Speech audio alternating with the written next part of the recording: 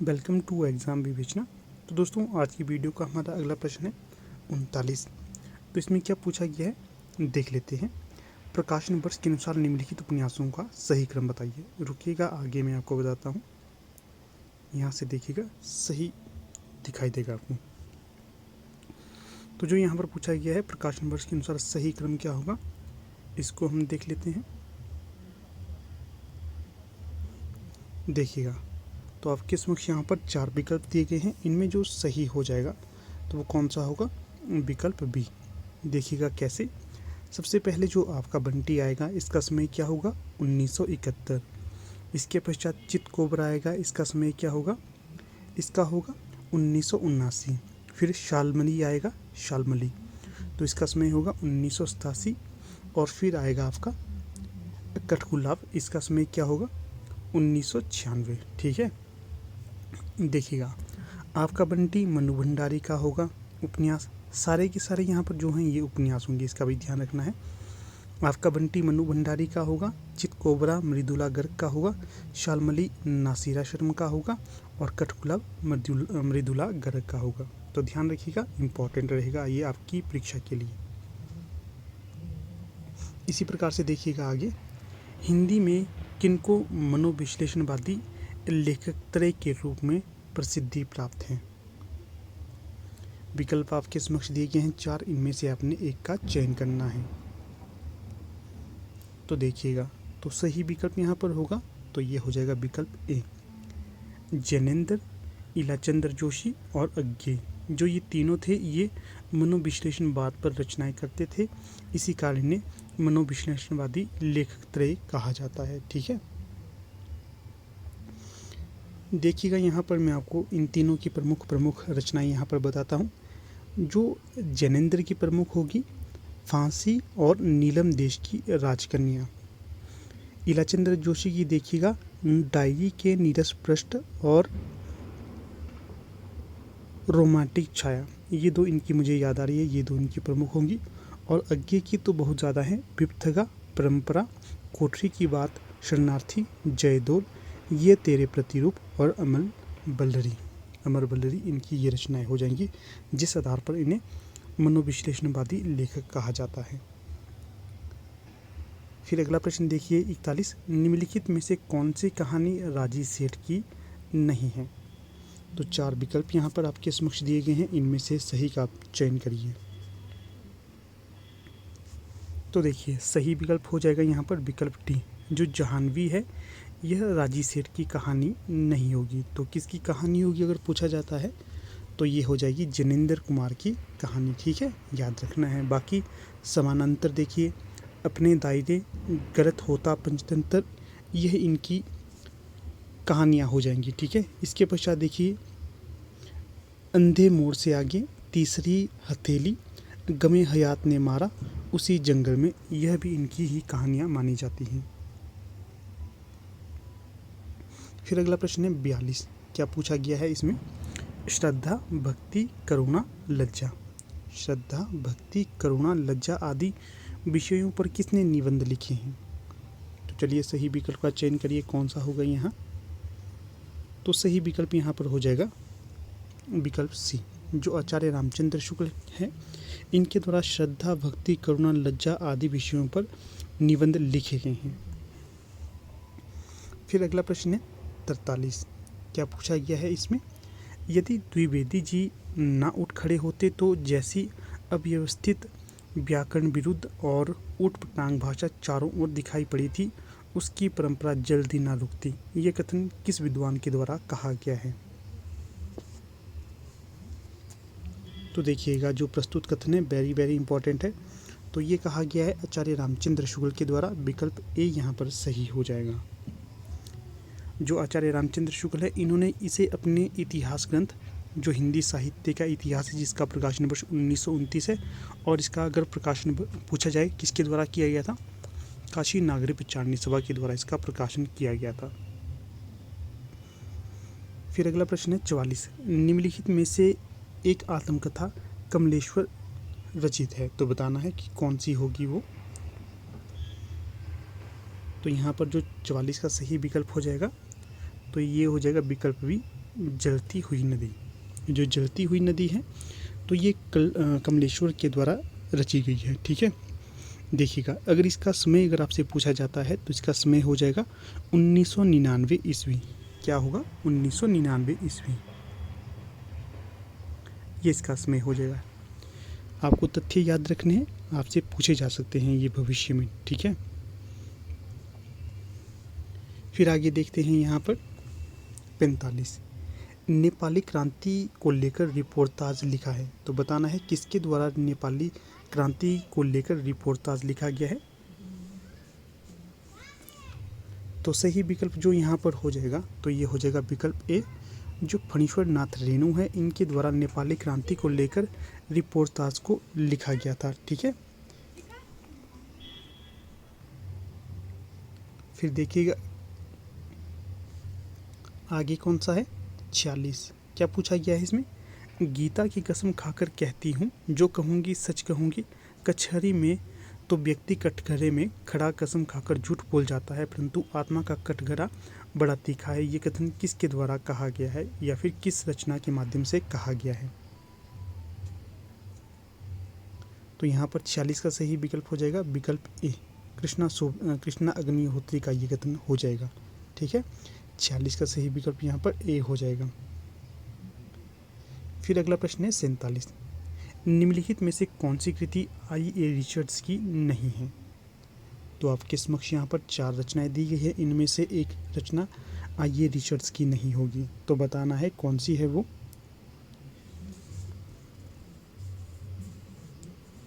तो जो यहाँ पर सही विकल्प हो जाएगा तो ये हो जाएगा विकल्प सी, कल्चर एंड अर्नाट की। तो ये रचना पूछी जाएगी आपसे किसकी होगी? तो ये मैथ्यू अर्नाट की होगी। किसकी? मैथ्यू अर्नाट की। फिर अगर आपसे ये पूछा जाता है कि इसका समय क्या होगा तो ये होगा 1869 ईस्वी। ठीक है, मैथ्यू अर्नाट की जो रचना है कल्चर एंड अर्नाट की, इसका समय बता रहा हूँ।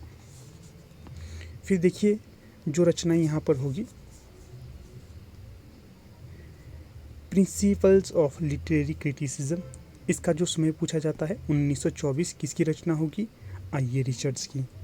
फिर जो दूसरी रचना हो जाएगी यहाँ पर इनकी प्रैक्टिकल क्रिटिसिज्म, अगर इसका समय पूछा जाए 1929 होगा। फिर science and poetry 1926, the philosophy of rhetoric 1936, interpretation in teaching इनकी रचना मानी जाती है। ठीक है, बाकी ये रचनाएं हो जाएंगी। फिर अगला प्रश्न है 48, काव्य शोभाक्रांत धर्मान अलंकार पक्ष्यते कथन किस आचार्य के द्वारा कहा गया है? तो देखिएगा जो सही विकल्प यहाँ पर हो जाएगा तो ये हो जाएगा विकल्प बी, दंडी के द्वारा इस कथन को कहा गया था। ठीक है, वेरी वेरी इंपॉर्टेंट है, आगे प्रश्न पूछा जा सकता है भविष्य में। इसके पश्चात देखिएगा कई बार पूछा जाता है सादृश्य लक्षणा वक्रोक्ति, अगर ये कथन पूछा जाए किसका होगा तो ये वामन का हो जाएगा।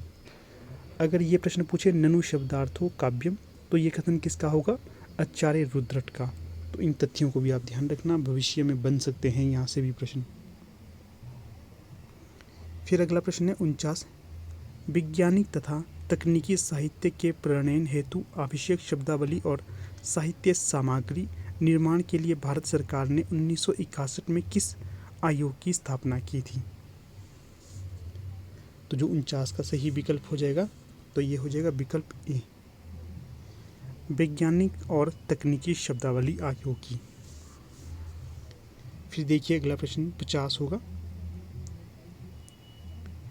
उत्तर प्रदेश सरकार द्वारा गठित लिपि सुधार परिषद की 28-29 नवंबर 1953 को हुई बैठक की अध्यक्षता किसने की थी?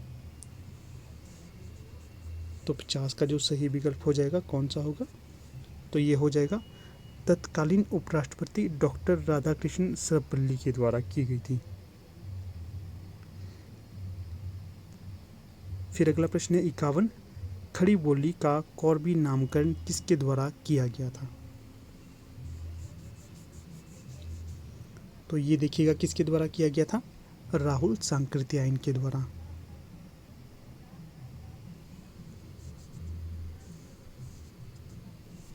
फिर अगला प्रश्न देख लेते हैं 52, वृत्त चित्र अर्थात डॉक्यूमेंट्री के बारे में कौन सा कथन सही नहीं होगा?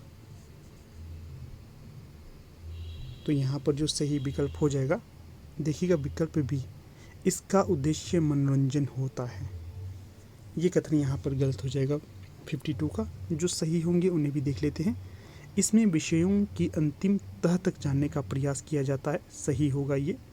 वर्तमान और भावी पीढ़ी को सूचना, शिक्षा और प्रेरणा देने के लिए बनाया जाता है, सही है। अतीत के जीवंत दस्तावेज के रूप में जानी जाती है, तो ये भी सही हो जाएगा। फिर देखिएगा अगला प्रश्न है 53, फीचर के विषय में कौन सा कथन सही नहीं होगा? तो जो सही नहीं होगा यहाँ पर देखिएगा, आप चयन कर सकते हैं इसका। सारे विकल्प मैं आपको यहाँ पर दिखा रहा हूँ। तो ये हो जाएगा विकल्प डी, फीचर अनिवार्य रूप से समाचार का विस्तृत आलेख है। बाकी जो सही होंगे फीचर के बारे में वे होंगे, फीचर किसी घटना, व्यक्ति, वस्तु या स्थान के बारे में लिखा गया विशिष्ट आलेख होता है। फीचर कल्पनाशीलता और सृजनात्मक कौशल के साथ मनोरंजक शैली में प्रस्तुत आलेख है। फीचर समाचार मूलक भी हो सकता है और विशिष्ट व्यक्तियों, ऐतिहासिक स्मारकों, त्योहारों, मेलों और प्राकृतिक आपदाओं आदि पर लिखा जा सकता है। तो ये भी सही हो जाएगा, परंतु विकल्प डी ये सही नहीं होगा। इसके पश्चात देखिएगा 54, भारतीय भाषा विज्ञान की परंपरा में मुनित्रयी के नाम से प्रसिद्ध विद्वानों में सम्मिलित नहीं होंगे। तो देखिएगा बड़ा भारी इंपॉर्टेंट प्रश्न है ये भी। तो जो 54 का सही विकल्प यहाँ पर होगा, तो ये होगा विकल्प ए, जो भर्तृहरि है ये नहीं होंगे भारतीय भाषा विज्ञान की परंपरा में मुनित्रयी के अंतर्गत। बाकी पाणिनि होंगे, पतंजलि होंगे और कात्यायन भी होंगे, ठीक है। फिर देखिए अगला प्रश्न क्या पूछा गया है 55, कला की सहायता से हम लोग के विषम रूपी जीवन को समझने का साधन प्राप्त करते हैं। ये कथन किसका होगा? तो जो सही विकल्प हो जाएगा यहाँ पर 55 का, तो ये हो जाएगा डॉक्टर वासुदेव शरण अग्रवाल का, ठीक है। फिर चलिए अगला प्रश्न देख लेते हैं। देखिएगा यहाँ पर आपको बता देता हूँ, हमारी टीम के द्वारा LT TET, LT commission, HP PGT Hindi के लिए कोर्स लॉन्च कर दिए गए हैं, ठीक है। अगर आप इंटरेस्टेड हो तो यहाँ पर जो व्हाट्सएप नंबर दिया गया है उस पर जाकर आप व्हाट्सएप माध्यम से संपर्क कर सकते हो, आपको सारी जानकारी दे दी जाएगी। तो जो दिवाली के तहत यहाँ पर विशेष छूट आपको मिल रही है, अगर आप इंटरेस्टेड होंगे इनको ज्वाइन करने के लेने के लिए, तो आप यहाँ पर व्हाट्सएप अवश्य करिएगा। बाकी यहाँ पर आपको नोट्स भी अवेलेबल हो जाएंगे, ठीक है। चलिए अगला प्रश्न देख लेते हैं। अब अगला प्रश्न है 56, भारतेंदु के संबंध में कथन है, कविता में उनका संस्कार है, गद्य में विचार। तो भारतेंदु के संबंध में ये कथन किसके द्वारा कहा गया था? तो जो सही विकल्प यहाँ पर होगा 56 का, तो वो होगा विकल्प बी, जो रामस्वरूप चतुर्वेदी है इनके द्वारा भारतेंदु के संबंध में ये कथन कहा गया था, ठीक है। ये वेरी वेरी इंपॉर्टेंट है, आपसे भविष्य में बन सकता है ये प्रश्न। फिर अगला प्रश्न है 57, प्रेमचंद के पत्रों का संकलन चिट्ठी पत्री संकलन अमृत राय के द्वारा सर्वप्रथम किस प्रकाशन से छपवाया गया था? तो 57 का जो सही विकल्प हो जाएगा ये था विकल्प बी, हंस प्रकाशन के माध्यम से इसे छपवाया गया था। तो देखिएगा यहाँ से आपसे और प्रश्न भी बन सकता है कि जो प्रेमचंद के पत्रों का संकलन किस नाम से किया गया था? चिट्ठी पत्री नाम से। और इसका जो संकलन करा गया था किसके द्वारा किया गया था? अमृत राय के द्वारा इसका संकलन करा गया था और प्रकाशन किया था हंस प्रकाशन। देखिएगा दोस्तों, आपको मैंने पहले भी अवगत करवाया है कि अगर आप हर एक वीडियो का PDF प्राप्त करना चाहते हो तो आप हमारे टेलीग्राम चैनल को ज्वाइन कर सकते हैं। जो टेलीग्राम चैनल है वो आपका, उसकी मेंबरशिप आपको लेनी पड़ती है, तो वहाँ पर आपको सारी की सारी PDF दी जाती है। अगर आप इंटरेस्टेड हो तो आप मुझे व्हाट्सएप कर सकते हो और उसकी डिटेल जान सकते हो किस प्रकार से आप इस टेलीग्राम चैनल को ज्वाइन कर सकते हो। वहाँ पर आपको सारे के सारे जितने भी लेक्चर मिलते हैं उनकी PDF आपको सेंड की जाती है विद उत्तर के साथ, ठीक है। वो भी आपको पढ़ने के लिए एक अच्छा प्लेटफॉर्म साबित हो सकता है। चलिए देख लेते हैं अगला प्रश्न 58, क्या पूछा गया है इसमें? अंधेर नगरी नाटक में निम्नलिखित कथन किसका है? लोभ पाप का मूल है, लोभ मिटावत मान, लोभ कभी नहीं कीजिए या में नरक निदान। वेरी वेरी इंपॉर्टेंट है, नेट के सिलेबस में लगा हुआ ये नाटक, ठीक है। देखिएगा, अगर आपसे प्रश्न ये भी बन सकता है कि अंधेर नगरी किस विधा की रचना है, तो ये नाटक विधा की रचना होगी। किसकी रचना होगी, या किसका नाटक होगा, भारतेंदु हरिश्चंद्र का। तो जो प्रस्तुत कथन होगा यहाँ पर 58 का, तो ये होगा विकल्प बी, महंत जी के द्वारा ये कथन कहा गया है। किसे कहा गया है, गोवर्धन दास को। फिर अगला प्रश्न यहाँ पर दिया गया है 59, अंधेर नगरी नाटक में राजा निम्नलिखित में से किसका प्रतीक है। तो देखिए यहाँ पर आपके पास विकल्प दिए गए हैं, तो जो सही विकल्प हो जाएगा यहाँ पर 59 का, तो देखिएगा, एक तो देखिए सत्ता लोलुपता का हो जाएगा, फिर अन्यायी, और जो हो जाएगा तीसरा तो ये विवेकहीनता का हो जाएगा, ठीक है। इसका प्रतीक अंधेर नगरी नाटक में राजा हो जाएगा। तो जो विकल्प यहाँ पर सही बनेगा, तो ये विकल्प डी हो जाएगा, 1 2 4।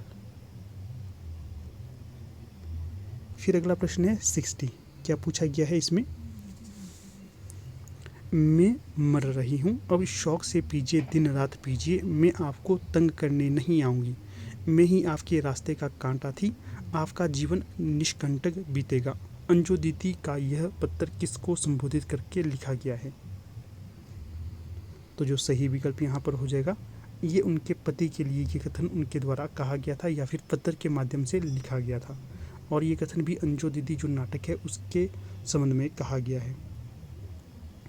फिर जो अगला प्रश्न है 61, दुनिया का सबसे अनमोल रत्न कहानी का प्रमुख पुरुष पात्र कौन सा होगा। तो ये हो जाएगा विकल्प ए, दिलफिगार। अगर आपसे ये प्रश्न बनता है कि जो दुनिया का सबसे अनमोल रत्न कहानी है किसकी कहानी होगी ये, तो ये कहानी हो जाएगी मुंशी प्रेमचंद की। अगर आपसे पूछा जाता है कि दुनिया का सबसे अनमोल रत्न मुंशी प्रेमचंद की कहानी में क्या माना जाता है, तो वो था देश खून का वो आखिरी कतरा जो देश की रक्षा के लिए बहे, उसे दुनिया का सबसे अनमोल रत्न कहा गया है। फिर अगला प्रश्न है 62, शरणदाता कहानी किस शहर के घटनाक्रम पर आधारित है। तो जो सही विकल्प हो जाएगा विकल्प बी, लाहौर। अगला प्रश्न देखिए 63, फणीश्वर नाथ रेणुकृत रसप्रिया कहानी में मृदंगिया किस गांव जा रहा है। तो जो मृदंगिया जा रहा है, तो बताना है किस गांव में जा रहा है। तो ये जा रहा है कमलपुर गांव में। विकल्प ए यहाँ पर सही हो जाएगा। याद रखिएगा, जो रसप्रिया कहानी है किसकी होगी, रेणु की। अगर पूछा जाए रसप्रिया जो रचना है रेणु की किस विधा की रचना है, कहानी विधा की रचना होगी ये। फिर देखिएगा अगला प्रश्न है 64, इसमें क्या पूछा गया है, वरदान सदृश हो डाल रही नीली किरणों से बुना हुआ, क्या है, वरदान सदृश हो डाल रही नीली किरणों से बुना हुआ यह अंचल कितना हल्का सा, कितना सौरभ से सना हुआ। प्रस्तुत पंक्तियों का संबंध है, बताना है किस कवि से संबंधित या किस रचना से संबंधित ये पंक्तियाँ हो जाएंगी। तो जो 64 का सही विकल्प यहाँ पर हो जाएगा, जो जयशंकर प्रसाद की ये पंक्तियाँ होंगी और किस रचना से संबंधित होंगी, कामायनी रचना से, और किस सर्ग के अंतर्गत, लज्जा सर्ग के अंतर्गत प्रस्तुत पंक्तियाँ कही गई। फिर देखिए अगला प्रश्न है 65, क्या पूछा गया है इसमें, तलफे विनो बालम मोरजिया पद की विषय वस्तु है। तो बताइएगा इसका क्या विषय वस्तु रहेगा।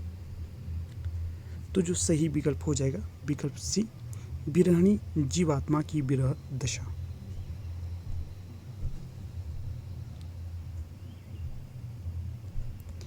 अगर आपसे ये प्रश्न पूछा जाता है कि ये पद किसका है या पंक्तियाँ किसकी है, तो ये कबीरदास की होंगी।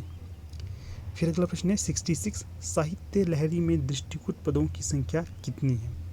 पहले तो ध्यान रखना है कि जो साहित्य लहरी किसकी रचना होगी, सूरदास की। तो यहाँ पर जो सही विकल्प हो जाएगा विकल्प ए, 118 होंगे यहाँ पर दृष्टिगत पद, ठीक है।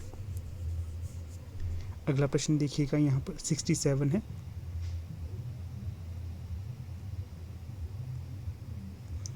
तो यहाँ पर क्या करना है, जो ये पंक्तियाँ हैं इन्हें इनके रचनाकार के साथ मिलाना है। चलिए मिला लेते हैं हम। देख लीजिए, देव अब वरदान कैसा। तो जो प्रस्तुत पंक्तियाँ होंगी देव अब वरदान कैसा, ये किसकी होंगी, महादेवी वर्मा की। फिर जो दूसरी पंक्ति होंगी, काट अंध उड़ के बंधन स्तर वहा जननी ज्योति में निर्झर, तो ये किसकी पंक्तियाँ हो जाएंगी, निराला की। फिर आगे है, बेचैन हैं हवाएं सब और बेकली है, कोई नहीं बताता किश्ती किधर चली है। इम्पॉर्टेंट होगी ये पंक्ति, भी पूछी जा सकती है अलग से ये। तो ये किसकी पंक्तियाँ होंगी, दिनकर जी की। इसके पश्चात है अगली पंक्ति, प्राइवेट बस का ड्राइवर है तो क्या हुआ, 7 साल की बच्ची का पिता तो है, किसकी पंक्तियाँ होंगी ये। तो प्रस्तुत पंक्तियाँ यहाँ पर नागार्जुन की हो जाएंगी। ठीक है, इस प्रकार से यहाँ पर मिलान हो जाएगा। अगर मिलान देखते हैं तो ये कौन सा सही होगा, ए का 4, तो ए का 4 यहाँ पर विकल्प सी में होगा। ठीक है, सी सही विकल्प हो जाएगा यहाँ पर। फिर आगे देखिएगा 68, गोदान उपन्यास के विषय में दिए गए कथनों की परीक्षा करते हुए उचित विकल्प का चयन करें। तो यहाँ पर देखिएगा जो सही विकल्प हो जाएगा, एक तो ये हो जाएगा गोदान उपन्यास के संबंध में, गोदान कृषक के त्रासद जीवन का महाकाव्य है, बिल्कुल सही है। फिर इसमें क्या है, इसमें प्रगतिवाद, गांधीवाद और मार्क्सवाद का पूर्ण परिप्रेक्ष्य में चित्रण हुआ है, तो ये भी सही होगा। फिर अगला होगा यहाँ पर सही, उपन्यास का पात्र गोबर गांधीवादी विचारधारा का पोषक है, नहीं ये गलत हो जाएगा, गांधीवादी विचारधारा का पोषक नहीं है गोबर, ये प्रगतिवादी विचारधारा से संबंधित होगा। अगला है, उपन्यास का पात्र मेहता मुंशी प्रेमचंद की प्रगतिशील विचारधारा को प्रकट करता है, तो ये मेहता जी भी सही करते हैं। तो इस प्रकार से ये तीनों 1, 2 और 3 सही होंगे। 1, 2 और 4, 3 नहीं, 3 गलत हो जाएगा। 1, 2, 4 कहाँ पर है, विकल्प बी में यहाँ पर दिए गए हैं 1, 2 और 4। फिर अगला प्रश्न देखिएगा यहाँ पर 69, सन 1990 का विषय क्या है, सन 1990 का हिंदी साहित्य अकादमी पुरस्कार किस कृति को दिया गया था, तो ये दिया गया था नीला चांद। जो नीला चांद है इसे 1990 में हिंदी साहित्य का अकादमी पुरस्कार दिया गया था। ठीक है, अगर ये प्रश्न आपसे बने कि जो नीला चांद है ये किसकी रचना होगी, तो ये हो जाएगी शिव प्रसाद सिंह की रचना। ठीक है, फिर देखिए अगला प्रश्न आपका है 70, किस बाल मनोविज्ञान उपन्यास में पति पत्नी के संबंध विच्छेद की समस्या से जूझते बच्चे की मार्मिक स्थिति का वर्णन किया गया है, तो सही विकल्प हो जाएगा यहाँ पर आपका बंटी। ठीक है, अगर आपसे प्रश्न बने कि आपका बंटी किसकी रचना होगी, तो ये मनु भंडारी की हो जाएगी। अगर समय पूछा जाए इसका तो ये 1971 होगा। तो देखिएगा दोस्तों, इस प्रकार से यहाँ पर हमारी वीडियो का समापन हो जाता है। हमने लगभग यहाँ पर पहली और दूसरी वीडियो को मिलाकर 70 प्रश्नों को डिस्कस किया। ये आपकी भविष्य की परीक्षा के लिए बहुत ज़्यादा महत्वपूर्ण होंगे। ठीक है, तो देखिएगा अब यहाँ पर वीडियो का समापन कर लेते हैं। वीडियो का समापन करने से पहले आपको बता देता हूँ फिर से, अगर आप कोर्स से संबंधित कोई भी जानकारी चाहते हैं तो आप 8219312129 पे व्हाट्सएप करिए। ये नंबर आपको डिस्क्रिप्शन बॉक्स में मिल जाएगा, और जो PDF यहाँ पर शो करता हूँ इसमें भी आपको मिल ही रहा होगा वो नंबर। ठीक है, तो चलिए अब यहाँ पर वीडियो का समापन कर लेते हैं। धन्यवाद।